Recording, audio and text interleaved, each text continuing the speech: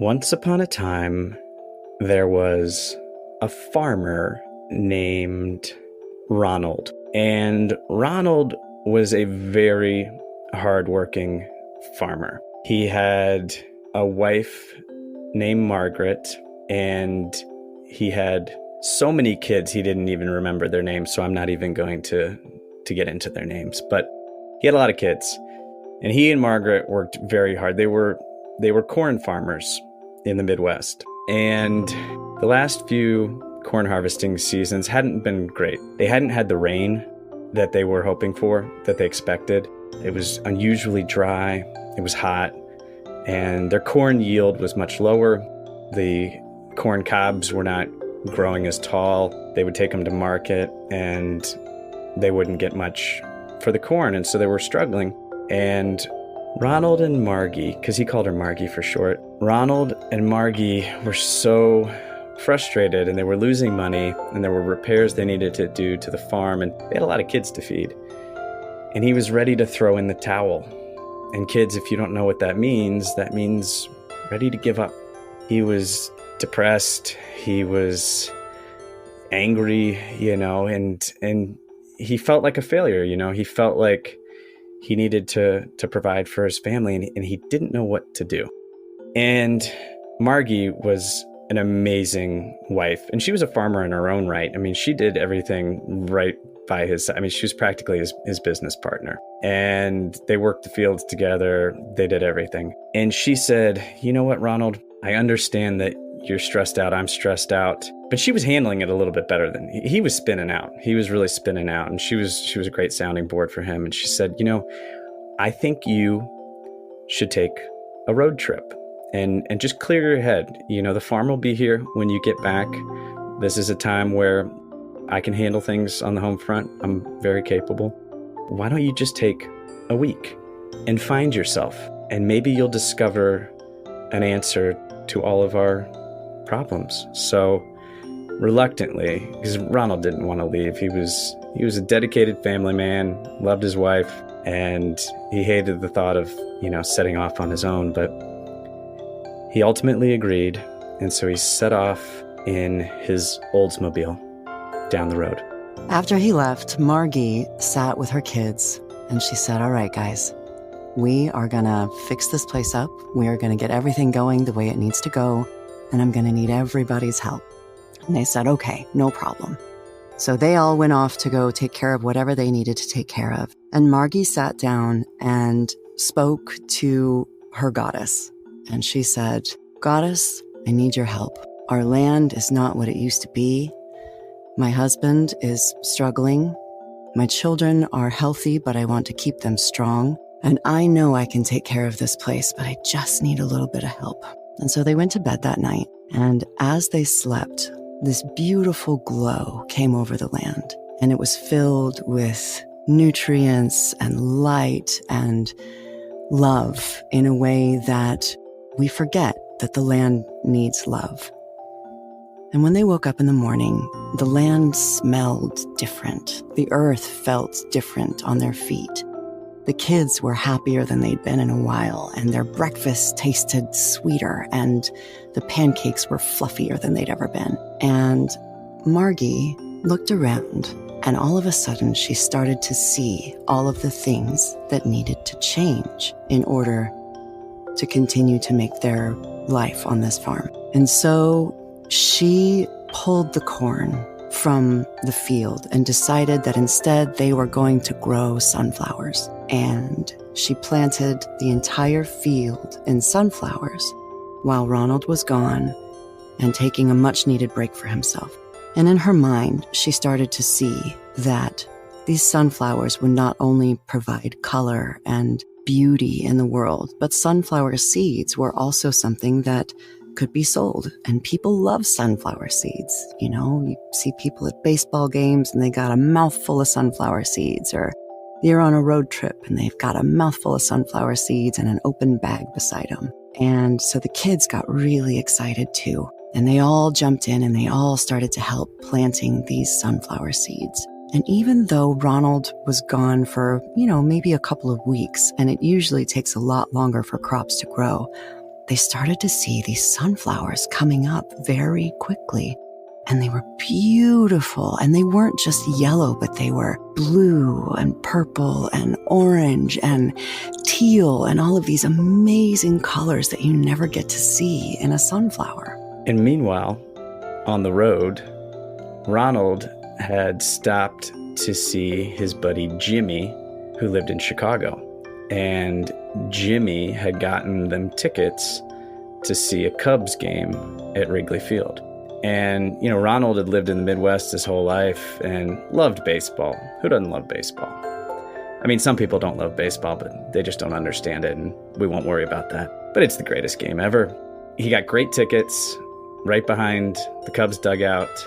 It was a beautiful day at Wrigley Field. It was a clear 75 degrees, light winds blowing out. A lot of home runs that day. Cubs won. But the most important thing that happened that day was as they were sitting in the stands, they were having a cold 24-ounce old style beer, which is a local Chicago beer, which is very delicious. I don't actually know if they serve it still at Wrigley, but they used to. And he was snacking on some sunflower seeds. And as he was putting these delicious, salty treats into his mouth, he had an epiphany. And he knew what he wanted to do. He said, oh my God, I got to get home. I know exactly what we're going to do. We're going to pull up all the corn and we're going to plant sunflowers and we're going to be sunflower. And because he looked around the stadium and everybody had sunflower seeds. They were kids spitting shells everywhere and just having a good time. And sunflower seeds were everywhere. And so on his way back to somewhere in the Midwest, he picked up some sunflower seeds for the road. And he was chomping on sunflower seeds the whole way home. And he drove up and he nearly fell over because he did not expect to see his farm had already been converted to a sunflower farm. And Margie came running out. She gave him a great big hug. She was like, you're not mad because I kind of went rogue. And we didn't really, I know we always kind of talk about everything and this is sort of a big development. And he was like, no. He's like, I had a moment. And she was like, did the goddess come visit you? And he was like, no. I was at Wrigley Field and I was eating sunflower seeds and I had this idea and you had this idea and thank you. And he was so appreciative. And so fast forward 2 years, Ronald and Margie's farm became the biggest sunflower producer in the United States of America, and they signed an exclusive contract with Major League Baseball to provide all of the sunflower seeds for all Major League games. And he was able to provide for his family, and they just had a wonderful time as sunflower farmers. The end.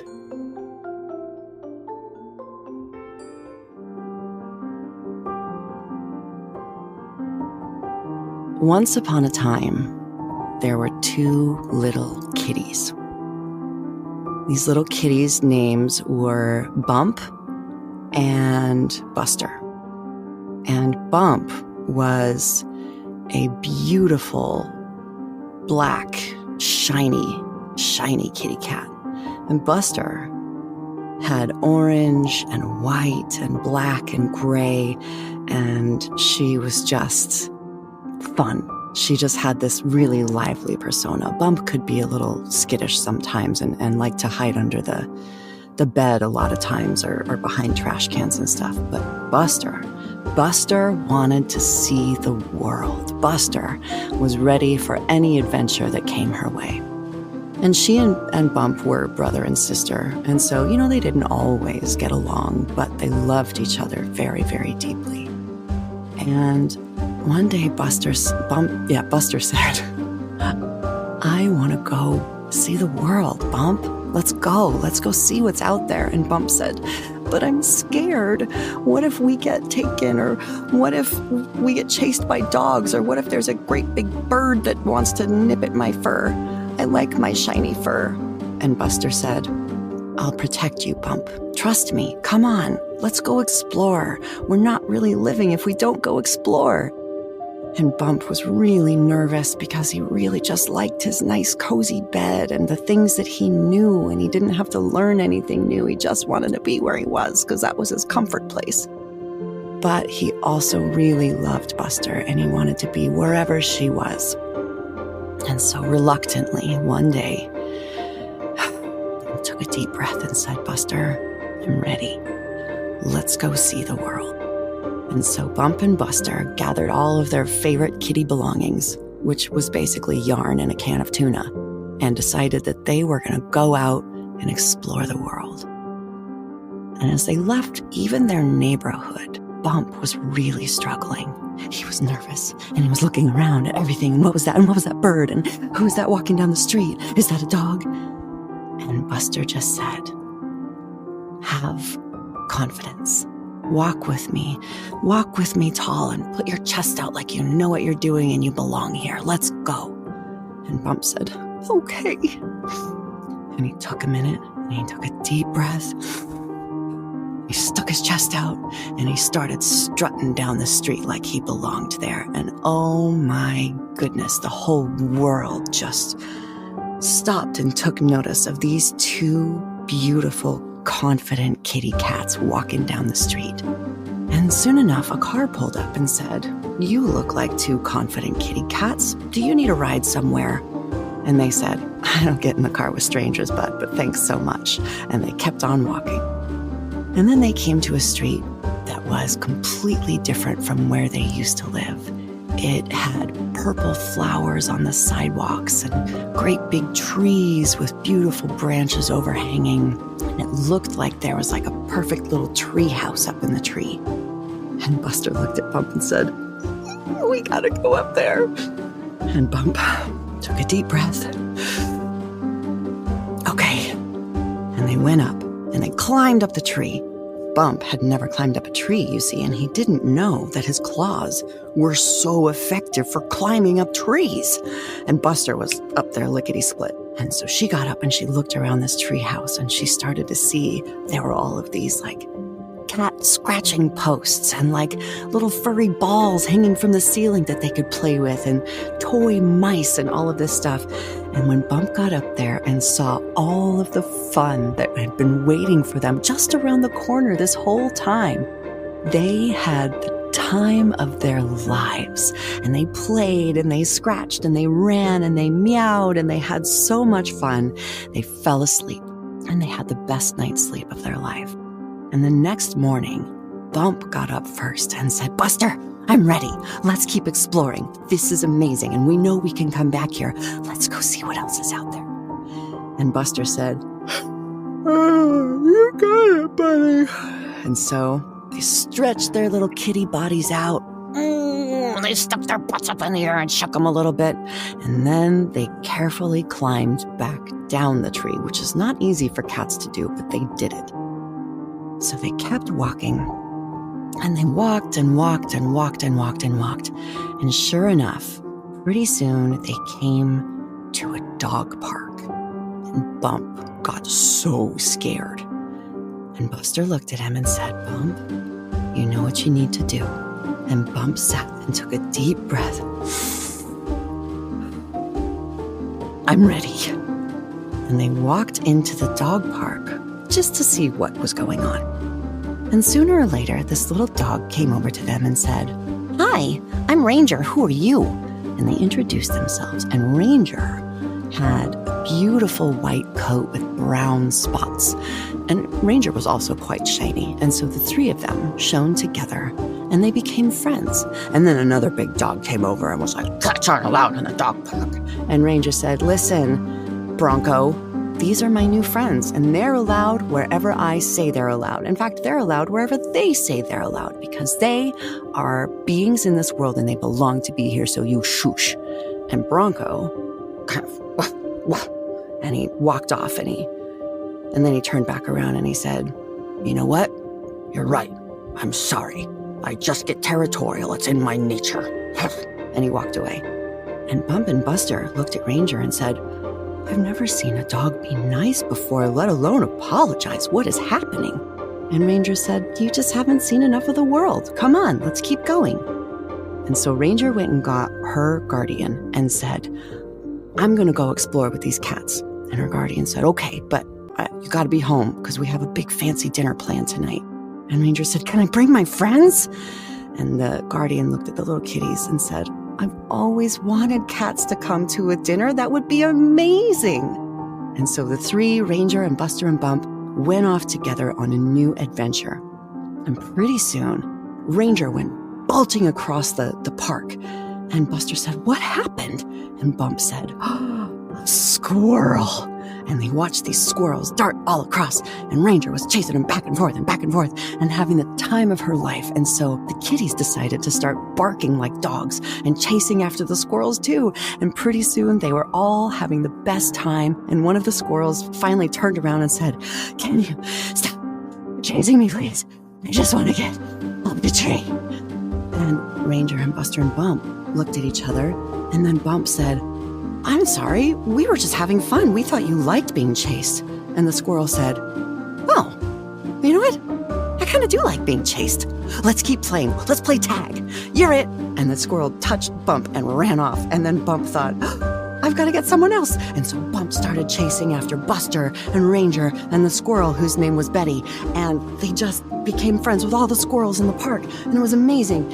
And then, after the long day of running around the park and having the time of their lives, Ranger said, I'm hungry. Let's go home. And Buster and Bump said, absolutely. And so they puffed up their little kitty cat chest, and they pranced, and they strutted all the way to Ranger's house. And when they walked in, oh my goodness, the spread was amazing. There was a place for the humans that was like tacos, which is everybody's favorite food, duh, and nachos and enchiladas and like lasagna for the humans because, you know, dogs and cats really can't eat that much cheese. It's not good for them. And then there was a whole spread for Ranger and her dog friends that was like kibble and like wet food and water. And there was like this little like vegetarian scramble thing that their owner had cooked on the stove. Who does that? Who cooks dog food on the stove? And then they looked at the place for the cats.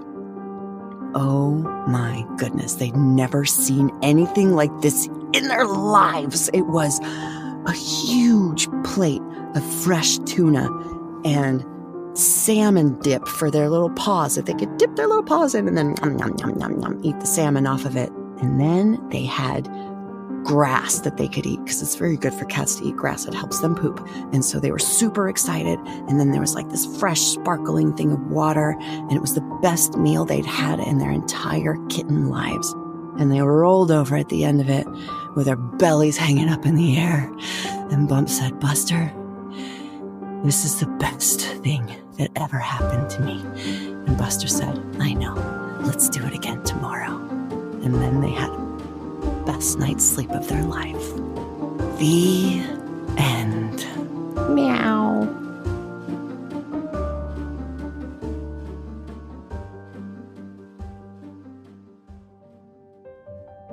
Once upon a time, there was a lobster named Mac. And Mac lived off of the coast of Massachusetts, where there's tons of lobsters. People love lobsters in the Northeast. They love their lobster rolls. They love the tails, dip them in butter.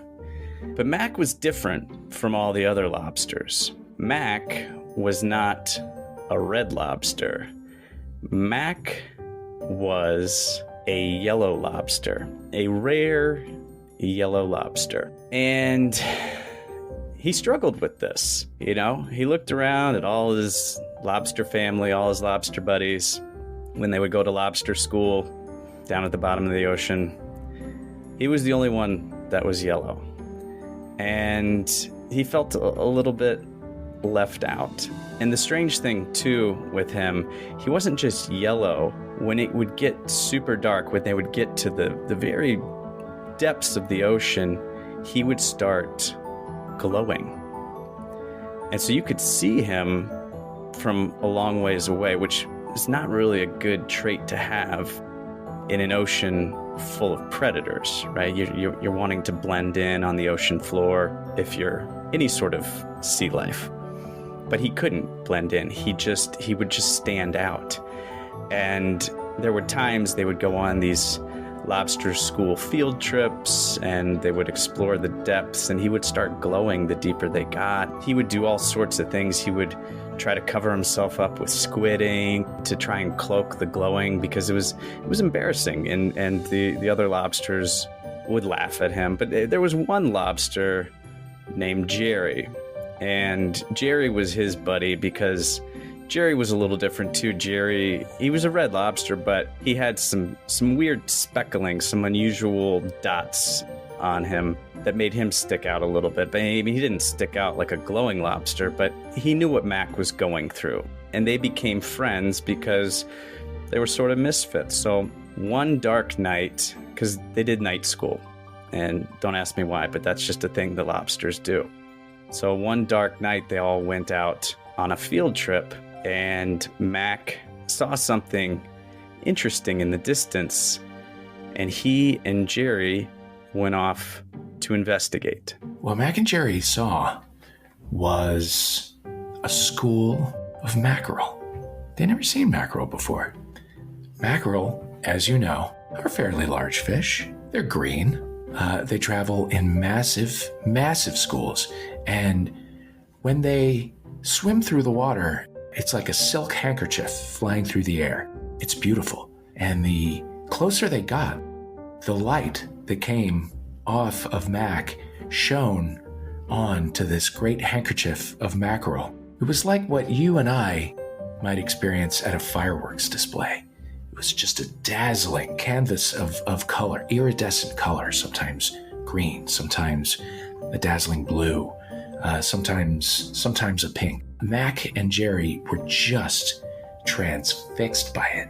They couldn't believe how beautiful it was, and they followed this school of mackerel as they swum through the water so beautifully. And before they knew it, they looked around, and they did not see anything that reminded them of where they were supposed to be. I mean, they were down there to visit the wreck of a whaling ship, and they did not see the wreckage of a whaling ship anywhere near them. They were all alone, and Jerry was furious. Jerry liked to follow the rules. Jerry's dad was actually the principal of Lobster Night School, and Jerry said, "What have you done? We are lost now. We've been separated from our class. My father is going to be furious. You have wrecked everything. Worse than that whaling boat. Oh, I am so mad at you, Lobster Mac and Cheese." That's what people called Mac when they were mad at him. Because he was yellow. And Lobster because he was a lobster. And also Lobster Mac and Cheese was also a very popular dish on the coasts of Massachusetts. "What am I going to do with you?" Jerry said. And he swam off back to where he thought the rest of the class was. And Mac said, "Hey, stop, wait, let me come with you." And Jerry, clack, went like that with his claw, like as if to say, "Shush, don't say anything more." And Jerry disappeared into the darkness of the Atlantic Ocean. So there Mac was, all by himself, glowing in the darkness of the Atlantic Ocean. And he was starting to get a little nervous. He was out there, he was seeing barracudas swim by, some sharks, and he was all alone. Jerry had left him, and he didn't know what to do. So first, he started swimming after Jerry in the direction Jerry went. But a current came just as he was about to reach this ridge, the last spot where he saw Jerry. And this current just swept him far, far away from the ridge and from Jerry, way, way far away from the shipwreck they were supposed to be exploring. He had no idea. He was tumbling and tumbling into this current. And as he tumbled and he tumbled and he tumbled, the current shot him out into a different part of the ocean. The water temperature was slightly warmer, and the fish looked a little bit different. And then he saw something very curious. in the distance, he saw a faint glow. And he thought, well, this is curious. And so he started swimming towards the glow because he was so far away from his school, the life he knew. He didn't have any idea how he would ever get back. And so he just thought, you know what, I'm just going to swim towards this glow and hope for the best. And so that's what he did. He swam, and he swam, and he swam. And the glow got brighter and brighter and brighter. And as he approached, he realized that the glow was coming from not one, not two, but dozens of yellow lobsters. They were just like him. He had never seen another glowing lobster, and he was just overcome. And so he swam towards the lobsters. The first lobster to greet him was an older lobster. He had a long white beard. His name was Roy. And Roy said, "Who goes there?" And Mac said, It's me. My name's Mac. I'm a yellow lobster just like you." He was like shocked. And Roy said, "Why do you look so surprised? Aren't all lobsters yellow?" And Mac said, No, lobsters are red. I'm weird. I'm the outcast of my lobster school because I'm yellow." And Roy said, "Well, yellow lobsters are beautiful. Tell us about these red lobsters." And Mac told him about his friend Jerry, about his mom and his dad, who were red, about all of his friends at school, about his teacher, about even his principal. And it was so obvious to Roy that even though Mac felt different from the red lobsters that he grew up with, he loved them. They were his home. Mac said, "I feel so good here around lobsters who are just like me." But Roy said, "No, your home is with the red lobsters. They've given you something different. They've given you the experience of being an outsider. Anyone can fit in. You are special. You're as special as a red lobster would be over here where the yellow lobsters are. Let's get you home. Back to the red lobsters from whence you came." That's how old people talk, or lobsters. Roy said, "Mac, follow me. We'll light the way." And they swum back to where Mac had come from. Now, there was a very powerful current, as you remember, so it was much harder to swim against it than it was to get pushed along by it. But they went.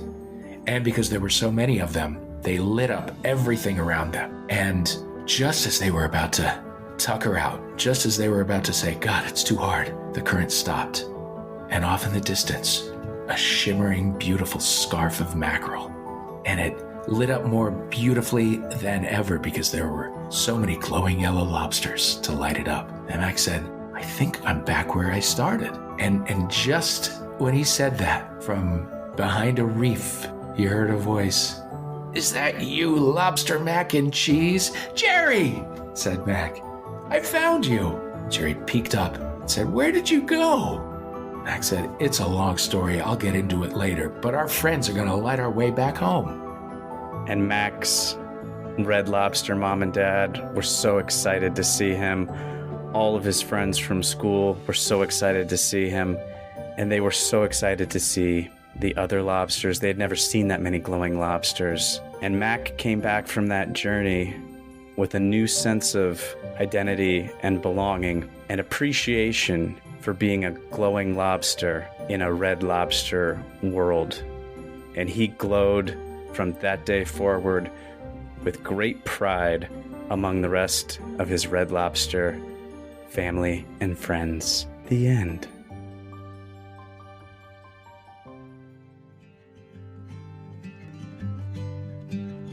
The last class of the day, 2:30 p.m., was PE, physical education. That's what they called it. And at Sawyer Grammar School, you could not get out of PE for anything.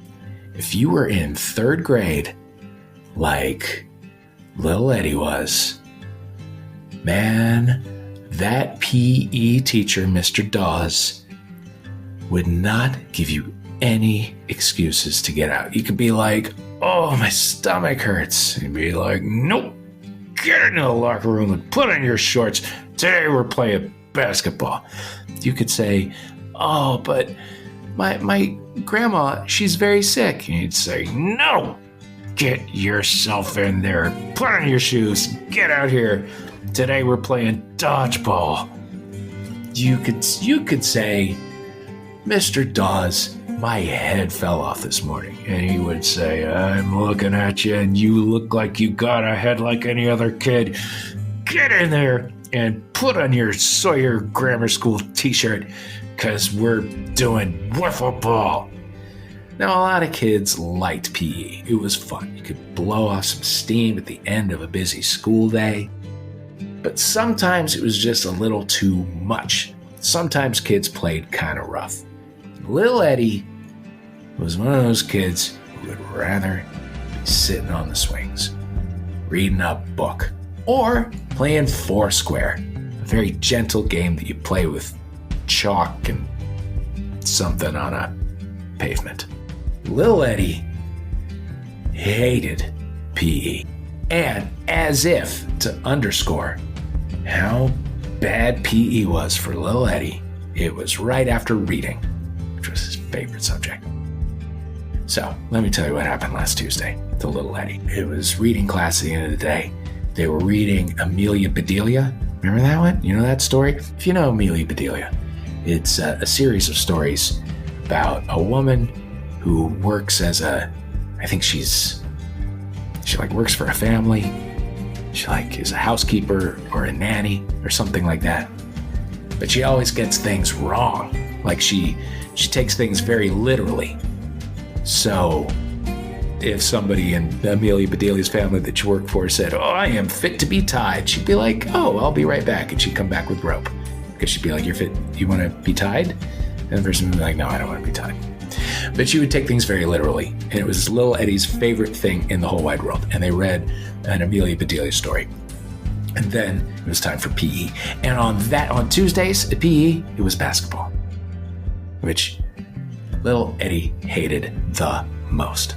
But anyway, the bell rang and all the kids ran out to the gym. Little Eddie, with his head hanging down as though it were falling off, but it wasn't, went off to the gym. And right at that time, Doug, who was little Eddie's best friend, came up to him and said, how are you going to try and get out of PE today? And Lily said, you know what?